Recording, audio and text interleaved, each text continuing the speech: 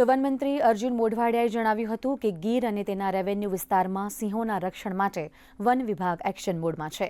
ગીર ગઢડા તાલુકા અને અમરેલીના બાબરિયા વિસ્તારમાં બાળ સિંહોના શંકાસ્પદ મૃત્યુને પગલે વન વિભાગ અને અનુભવી વેટરનરી ડોક્ટરોની ટીમો દ્વારા સ્થળ પર સઘન કામગીરી હાથ ધરવામાં આવી છે. હાલ પરિસ્થિતિ સંપૂર્ણપણે નિયંત્રણ હેઠળ છે, તેમજ છેલ્લા 2 દિવસમાં આ પ્રકારની એક પણ નવી ઘટના ધ્યાને આવી નથી.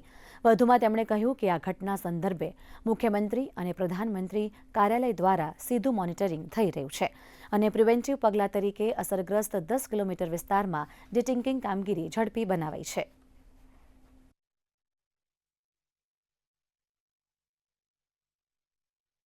આ બાળસિંહ કબને સસ્પેક્ટેડ બેબી સિયા નામનો વાયરસથી મૃત્યુ થવાનો એક ધારણા કરવામાં આવે છે.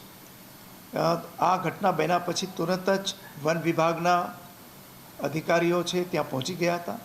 વેટરનરી ડૉક્ટરોની ટીમ પણ પહોંચી હતી અને એમણે એમના સેમ્પલ લઈને ગુજરાત બાયોટેકનોલોજી રિસર્ચ સેન્ટરમાં મોકલવામાં આવ્યા છે અને આ રિપોર્ટ આવનારા 3-4 દિવસની અંદર મળવાની સંભાવના છે.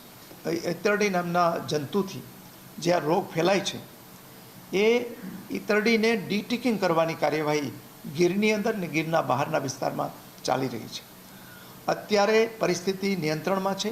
છેલ્લા 2 દિવસમાં આવી કોઈ ઘટના બની નથી અને સ્થળ ઉપર અને બીજી જગ્યાએ વન વિભાગે ટીમો બનાવીને જે પ્રિવેન્ટિવ કાર્યવાહી કરવી જોઈએ એ તમામ પગલાં લેવાઈ રહ્યા છે.